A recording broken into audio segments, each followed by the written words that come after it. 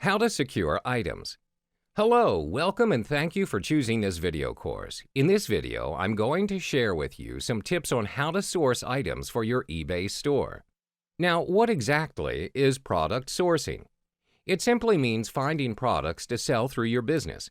As easy as it sounds, mastering this process can mean the difference between success and failure for your e-commerce business. Product sourcing is something that truly successful internet sellers take very seriously. It's a cornerstone of their success.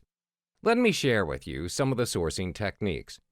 There's one thing you have to know. If you plan to build a serious income with your selling, you have to find renewable product sources that can provide you with a constant, stable stream of goods. In other words, you need to source your products from genuine wholesale suppliers. Working with wholesale suppliers also means you're getting wholesale prices and, therefore, the best possible profit margins. There are 5 main product sourcing methods. Number 1, drop shipping. Number 2, volume wholesale. Number 3, importing. Number 4, light bulk. Number 5, liquidation.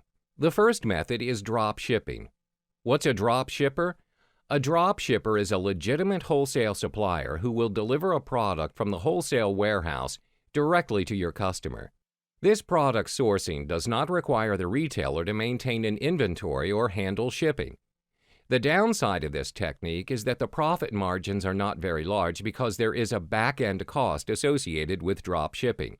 The wholesalers have to charge a little more for the products because they are doing all the work of picking, packing, and shipping individuals for the retailers.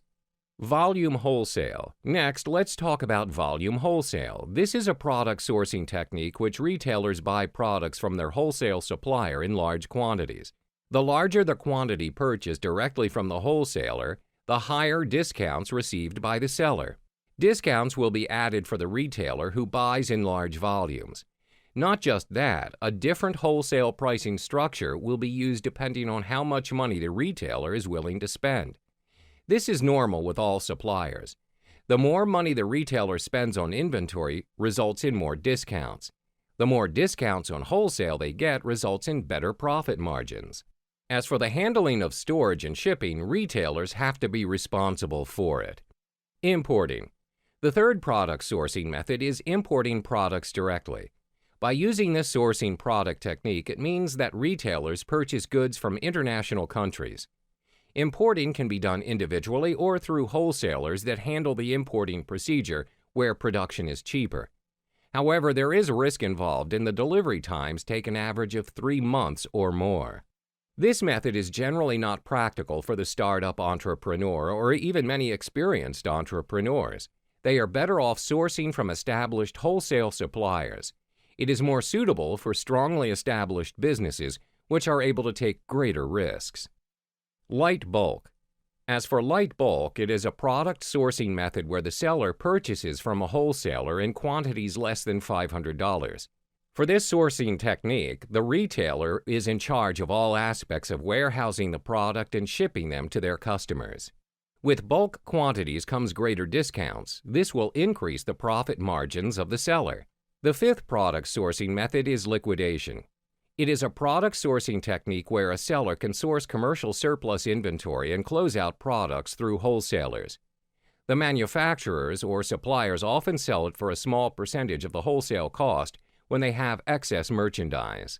Retailers can purchase this merchandise in lots from B2B auction websites or reclamation centers. Using this method as a loss leader is another great method for driving traffic to other stores and auctions.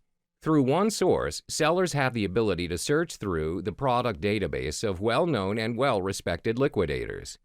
Simple tips and tricks to sourcing inventory on eBay. Now let's talk about the 5 simple tips and tricks to sourcing inventory on eBay. I'm going to share with you the 5 most important tips and tricks that I use on an everyday basis that will help you out. 1. Use browser extensions such as context search and invisible hand. Context search allows you to search between search engines, Amazon, and other sites without having to copy and paste. 2. You can sell your things on eBay. You can spend on inventory from other sellers with the PayPal funds that you received. It's another way to gain feedback and allows sellers to know that you're serious when sending offers and buying in bulk. Don't be afraid to make an offer. The worst thing a seller can do is to say no. Not just that you don't have to be afraid to buy from new sellers. It is very common to hear that buyers are less likely to buy from new sellers. You don't have to, because even if the items ended up being not what you wanted, you'll be able to get your money back. 4. It is better to buy in bulk. Buying in bulk often means that you can get them at a higher discount. This discount is offered due to the savings on the shipping costs. By receiving higher discounts, this means that you get to have bigger profit margins for your inventory. 5. Take advantage of cashback options. One that is often overlooked is eBay Bucks. With eBay Bucks, you get 2% cash back quarterly in the form of a gift certificate with a maximum of $500 awarded per quarter. This adds up to as much as $2,000 a year. Don't forget about cashback sites that link with eBay. I got a $270 check from Ebates last month, and the credit card cash back.